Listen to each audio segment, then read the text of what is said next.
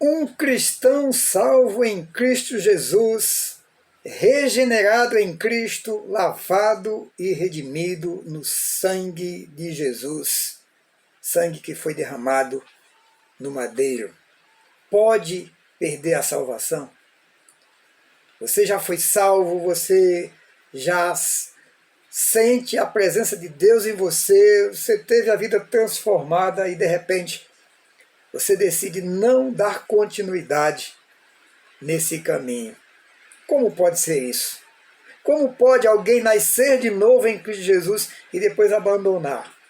E é nessa questão polêmica que eu chamo você, querido, para refletir comigo sobre esse tema.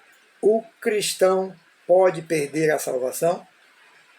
A todos que leem a palavra de Deus, estudiosos da Bíblia, né, sejam esses especialistas na leitura bíblica ou não, há de convir comigo que há divergências de pensamento em relação a este assunto. Alguns acreditam na perda de salvação, dizem que é fato com base em textos bíblicos, e outros que discordam. Como nós temos liberdade de pensamento e de escolha, não podemos de maneira nenhuma desprezar aqueles que não pensam igual a gente, tá certo?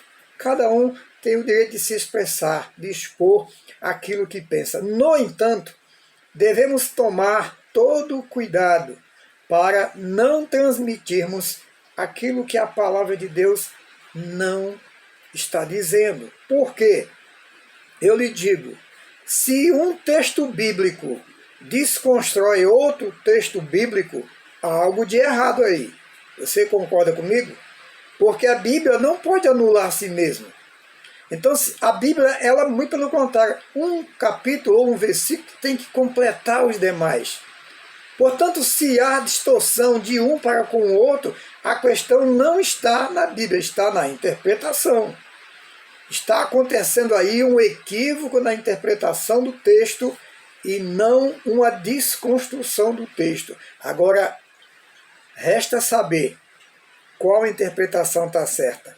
Há os que creem na perda de salvação e há os que não creem na perda de salvação. Ambos têm exemplos, textos bíblicos para darem prova, né, das suas opiniões. Mas vamos ler aqui o versículo 20, na segunda carta do apóstolo Pedro, no capítulo 2, que é um dos textos que dá base a esse pensamento sobre perda de salvação. Vamos ler. Porquanto, se depois de terem escapado das corrupções do mundo, pelo conhecimento do Senhor e Salvador Jesus Cristo, forem outra vez envolvidos nelas e vencidos, tornou-se-lhes o último estado pior do que o primeiro. Outros textos bem fortes que são usados para a defesa, né, da perda de salvação para os que creem, são os capítulos 3 e 6 do livro escrito aos Hebreus. Mas, querido, vamos analisar uma coisa com muito cuidado. A carta aos Hebreus, o livro aos Hebreus, foi escrito para os Hebreus. Ah, mas quer dizer que não serve para a gente? Não estou dizendo isso. Mas quero ressaltar que os Hebreus eram cheios de, digamos, de tradições. Eram muito presos aos conceitos judaicos no que se referia a Deus.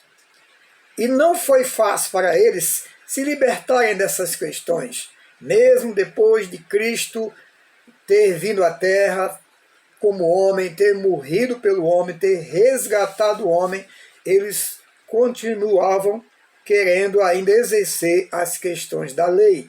Não podemos esquecer que o apóstolo Pedro teve que ser chamado a atenção na igreja de Jerusalém, porque foi atender uma ordem do Senhor, que esse fosse até Cornélio para anunciar o evangelho. Cornélio era um gentio, e por ser gentio, o judeu não podia entrar na casa de um gentio, mesmo depois de Jesus. Perceba a dificuldade que o homem tem na quebra de paradigmas. Então os hebreus não estavam alicerçados nos rudimentos da lei e nas tradições dos seus antepassados. Para eles, isso era muito importante. Então Jesus veio como não? Jesus é um profeta, sacerdote e rei. Então Jesus veio desmistificar tudo aquilo que parecia difícil para o homem entender e até viver para Deus. E assim, a carta de Pedro, no capítulo 2 em especial, é mais uma orientação à igreja para que não se deixasse levar pelos falsos mestres. E Hebreus, voltando para Hebreus, que é o assunto que a gente está falando, e Hebreus é um livro que tem como objetivo esclarecer aos judeus sobre a pessoa de Jesus, sobre a supremacia de Jesus. Ele é o sumo sacerdote, o único, definitivamente, eternamente sumo sacerdote. E nele se completam todas as coisas relacionadas às promessas de Deus. E sendo ele o sumo sacerdote, eternamente sumo sacerdote, ele tem o poder de levar a Deus todo aquele que ele resgatou. E ninguém pode impedir. E não há nada que alguém possa fazer na terra como sacrifício, seja de animal, seja do que for, que dê à pessoa direito de chegar à presença de Deus. Porém, Cristo, ao derramar o seu sangue, ele nos comprou e nos fez servos de Deus, filhos de Deus por adoção. Isso já é o suficiente para dizer que não há ninguém que possa nos tirar das mãos de Jesus. Mas vamos em frente, né? Então, o livro de Hebreus era para esclarecer os judeus sobre quem era Jesus e que ele está acima dos rudimentos da lei e das tradições judaicas, tá certo? E voltando aqui para a carta de Pedro. Pedro está falando para falsos mestres, guarde isso. Pessoas que aparentemente pareciam ser cristãs, pessoas que pareciam ser doutores, queriam ensinar, aqueles que querem chamar atenção para si, aqueles que querem atrair para si seguidores. E olha, o apóstolo Pedro aqui na leitura do capítulo 2, a exemplo do que Jesus disse lá em Mateus 24, que os falsos profetas enganariam a muitos, Pedro também diz aqui, se você ler o capítulo todo você vai ver, que esses falsos mestres enganam multidões, muitos os seguem. É uma das características para conhecermos um falso mestre. Primeiro, pelas obras. Jesus recomendou, pelos frutos conhecereis. Nem todos que dizem Senhor, Senhor, entrará no reino dos céus, mas aquele que faz a vontade do meu Pai que está no céu, disse Jesus. Mateus capítulo 7, versículo, se não me engano, 20 a 22. Portanto, não basta falar de Deus, não basta fazer uso da palavra de Deus para dizer que de fato a pessoa é de Deus, porque o inimigo, o diabo, ele se disfarça de anjo de luz para enganar as pessoas quando ele quer. Então não se iludam com todos que erguem a Bíblia e falam nela às pessoas.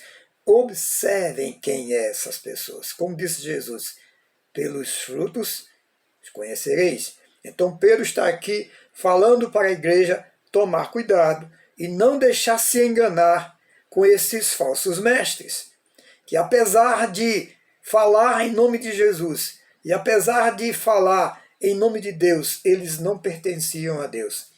E queridos, nesse contexto aqui em que o apóstolo Pedro faz essa abordagem, nós estamos em um momento em que um dos grupos mais fortes e mais, digamos, mais complicado na vida da igreja, que desvirtuava ou tentava desvirtuar pessoas dos caminhos de Deus, eram os chamados gnósticos, o gnosticismo. Só para que os irmãos tenham uma ideia, o gnosticismo era uma espécie, digamos, de um... tinha uma mistura de pensamento grego, né, filosófico, com a religião, com o cristianismo. Eles faziam uma mistura das coisas. Né? Só para os irmãos terem uma ideia aqui. Ó. Eles defendiam o pensamento de que o mundo havia sido criado por uma divindade imperfeita. Ora, se foi Deus quem criou o mundo, olha a ofensa para com o Senhor, sendo que Deus é imperfeito. E que, por isso, a vida na Terra era uma forma maléfica de aprisionar o espírito humano. Sendo assim, o homem só alcançaria o bem, ou seja, só se livraria desse mal, alcançando um certo nível espiritual, que na visão deles, esse nível espiritual se dava através do conhecimento. Eles enalteciam o conhecer, para identificar que a pessoa era de fato uma pessoa cheia do Espírito e a pessoa cheia de Deus. E não é simplesmente um conhecer, como a gente sabe que é preciso conhecer Deus para ser dele, mas eles destacavam que era o conhecimento além do normal, né, digamos assim. E era muito comum no meio dos filósofos, dos gregos, darem crédito a essa questão do autoconhecimento. Só para os irmãos terem uma ideia. Jesus, para eles, era apenas um mensageiro de Deus que veio a este mundo com a missão de despertar os homens para esse conhecimento. E assim podendo, é claro, se livrar do mal, né, no qual eles estavam inseridos por fazerem parte desse mundo que foi criado por uma divindade imperfeita. Complicado isso aí. A gente pode ver que um pensamento desse não podia ter partido de uma mente que foi regenerada por Jesus. Não podia mesmo. Estava realmente muito mais para um pensamento filosófico grego, né?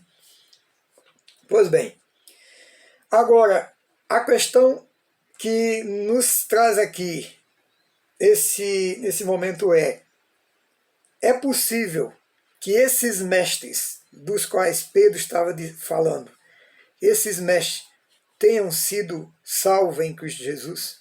Porque a palavra diz que para ele está reservada a escuridão, as trevas, né? As trevas, e assim, não tem perdão para eles. A gente leia o capítulo todo que você vai entender melhor. Que eu quero ganhar tempo aqui, por isso li só o versículo 20. Esses homens eram salvos, foram salvos em Cristo Jesus? Muito bem, vamos ver se eles eram ou não. Né? É possível uma pessoa que venha genuinamente nascer de novo em Cristo Jesus, ser selada pelo Espírito Santo e depois ser tomada das mãos de Cristo por Satanás? O que você acha? Isso é possível? Há muitos cristãos que creem nisso, que a pessoa foi salva, conheceu Jesus, foi lavada e redimida pelo sangue de Jesus, mas depois ela simplesmente abandonou e perdeu a salvação. E esses usam, como eu já disse, né, esse texto de Pedro e os capítulos 3 e 6 do livro de Hebreus, do qual já falamos aqui um pouco a questão do livro aos Hebreus.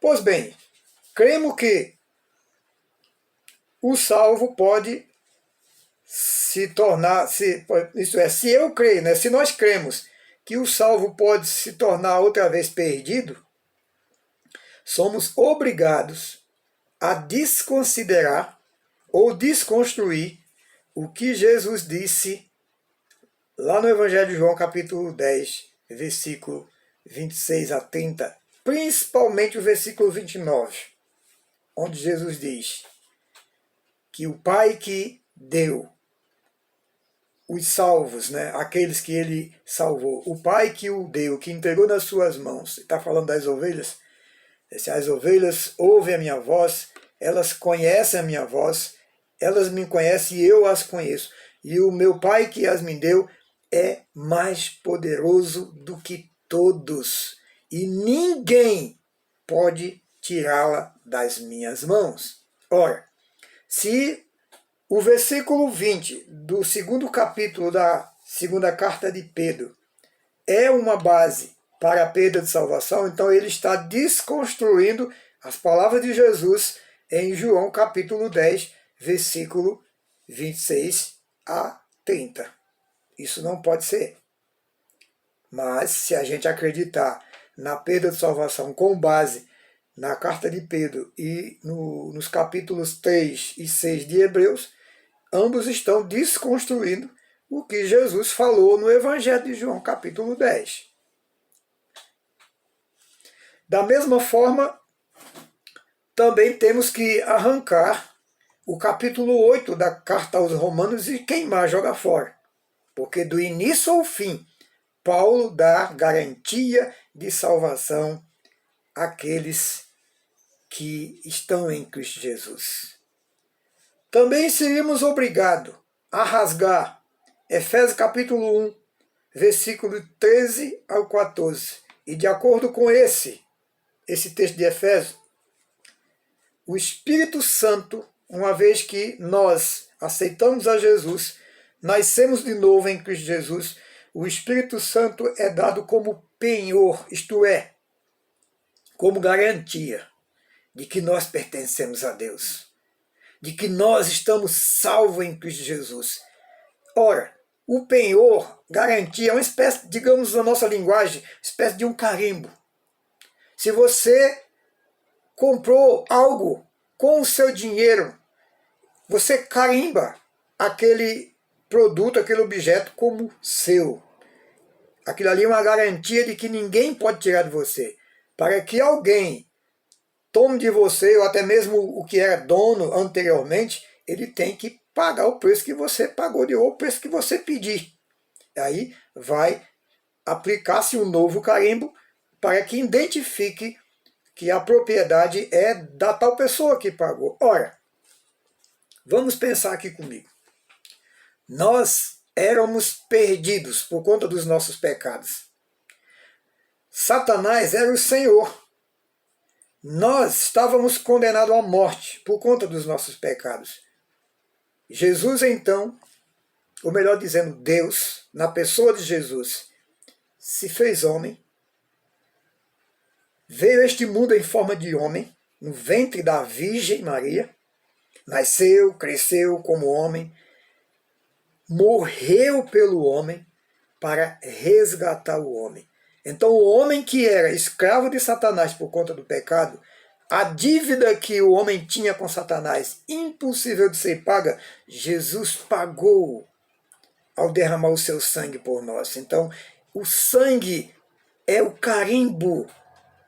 E neste carimbo, nesse sangue derramado que nos purifica de todo o pecado, o Espírito Santo vem às nossas vidas como selo. Porque é o que Paulo diz em Efésios, capítulo 1, versículo 13 e 14. Ele nos deu o seu Espírito como garantia de que nós pertencemos a Ele. Então, como é que o diabo agora pode tomar de volta das mãos do Senhor? Queridos, defender a perda de salvação usando como base esses textos bíblicos, eu vejo aí dois erros. Primeiro, é desconstruir as palavras do próprio Jesus e outros textos bíblicos que a gente acabou de ver. E não são todos, tem outros textos. Segundo, é colocar Jesus em uma posição inferior a Satanás. É dizer que o sacrifício que Jesus fez pelo homem, pela humanidade, não teve serventia alguma, porque o diabo tem mais poder. Ele pode chegar a qualquer momento e tomar de volta a alma que o Senhor comprou com seu sangue. Então, mediante isso, eu deixo com você a pergunta: é possível perder a salvação uma vez que nós estamos salvos em Cristo Jesus? O livro de Romanos capítulo 8, Paulo termina dizendo que nem a vida, nem a morte, nem os anjos, nem os principados, nem a potestade, nem as alturas, nem a profundidade, nem o presente, nem o passado, nem o presente, nem o porvir. Nada nem ninguém poderá nos separar do amor de Deus que está em Cristo Jesus, nosso Senhor. Ele começa dizendo: não há mais condenação para os que estão em Cristo Jesus. Então, querido, não dá para defender perda de salvação para aqueles que já foram salvos em Cristo Jesus. A minha opinião é essa. Não posso crer em perda de salvação. Você só perde aquilo que tem. Se você não tem, você vai perder o quê? Você deixou de ganhar.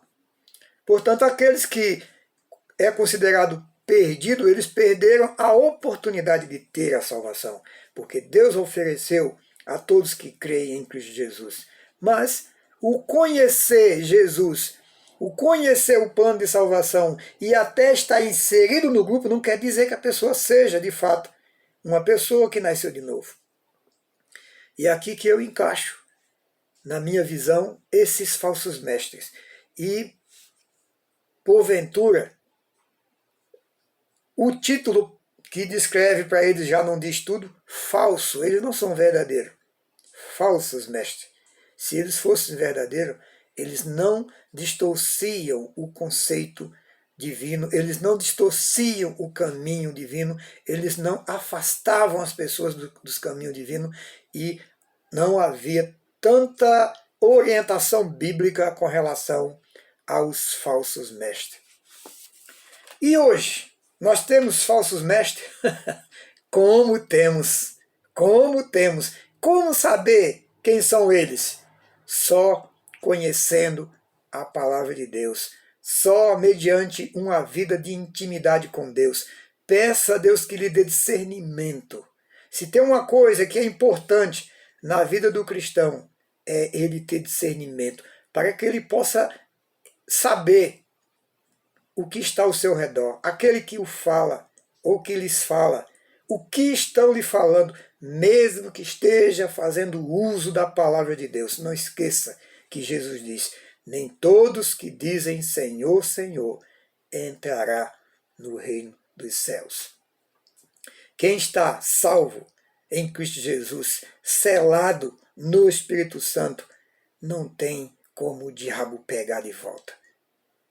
Seria a mesma coisa que dizer que o diabo tem mais poder do que o Senhor. Isso seria uma loucura. Seria não, é uma loucura. Então pense nisso. E se você pensa ainda, ou pensava até aqui, que o crente, o salvo em Cristo Jesus pode perder a salvação, convido você a refletir melhor e analisar melhor os textos bíblicos. Eu vou repetir, a Bíblia não pode anular a si mesma. Se um texto bíblico desconstrói o outro, é porque há um equívoco na interpretação. Tá certo? Então fique com essa palavra e que Deus te abençoe em nome de Jesus.